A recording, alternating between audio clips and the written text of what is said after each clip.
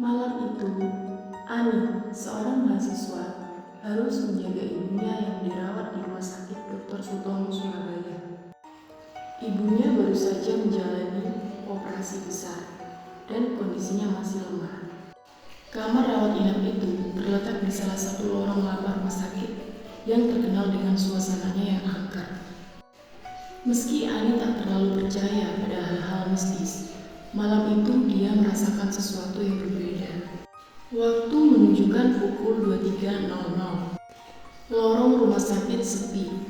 Hanya sesekali terdengar langkah kaki petugas yang berjaga malam. Sementara Ani duduk di sofa kecil dekat ranjang ibunya. Seorang perawat perempuan masuk ke kamar. Perawat itu mengenakan seragam putih yang rapi dan topi kecil khas zaman dulu. Senyumannya lembut, namun terasa dingin. Saya perawat jaga malam. Kalau ada apa-apa, panggil saya ya. Ucapnya dengan suara datar. Ani mengangguk sambil mengamati perawat itu, yang terlihat lebih tua dibanding perawat lainnya. Namun yang membuat Ani merasa aneh, bau bunga melati samar-samar tercium saat perawat itu masuk. Setelah memeriksa kondisi ibunya, perawat itu keluar dari kamar tanpa suara, meninggalkan kesan yang sulit untuk dijelaskan. Pada pukul 2 dini hari, Ani yang mulai mengantuk dikejutkan oleh suara ketukan pelan di pintu. Ketika membuka pintu, tak ada siapa-siapa di luar. Tapi di lantai lorong, dia melihat jejak basah seperti seseorang yang baru saja berjalan dengan kaki yang berlumuran air. Jejak itu menuju ke ujung lorong yang gelap. Tiba-tiba saja, suara langkah kaki terdengar mendekat.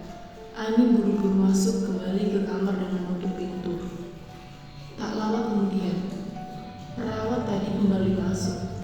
Wajahnya pucat, namun senyumannya tetap sama. Ada apa, Mbak? Kok kelihatannya takut? Ujar perawat itu. Ani mencoba bersikap biasa saja. Tidak, Bu, hanya sedikit kaget. Perawat itu lalu memeriksa alat infus dan memegang tangan ibunya.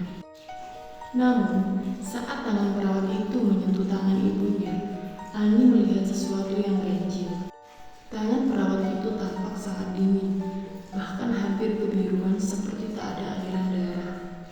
Perawat itu menoleh ke arah Ani dan berucap, "Malam ini panjang, Mbak. Jangan lupa berdoa." Setelah berkata demikian, perawat itu keluar lagi.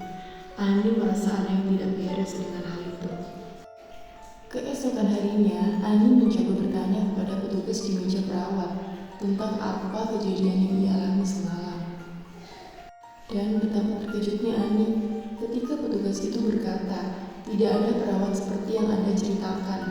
Kami yang berjaga hanya 2 orang, dan tidak ada yang berbaju seragam model lama seperti itu." Malam itu, Ani tidak bisa tidur lagi. Ketika pagi menjelang, dia kembali menceritakan pengalaman itu kepada perawat pagi. Perawat pagi hanya tersenyum samar. "Mungkin Anda bertemu Bu Sri. Beliau memang perawat senior di sini, tapi beliau sudah meninggal puluhan tahun yang lalu. Banyak yang bilang arwahnya masih suka menjaga pasien di rumah sakit ini." Ani merinding. Bau melati yang semalam dia cium masih tercium sama-sama di kamar itu. Dia hanya bisa berdoa agar arwah perawat itu tetap tenang dan damai, meskipun rasa takutnya belum hilang sepenuhnya. Sejak malam itu, Ani tak pernah melupakan pengalaman misteriusnya di rumah sakit Dr. Sutomo. Dia menyadari tak semua kisah yang terdengar aneh hanyalah cerita kosong. Beberapa benar-benar terjadi di luar logika manusia.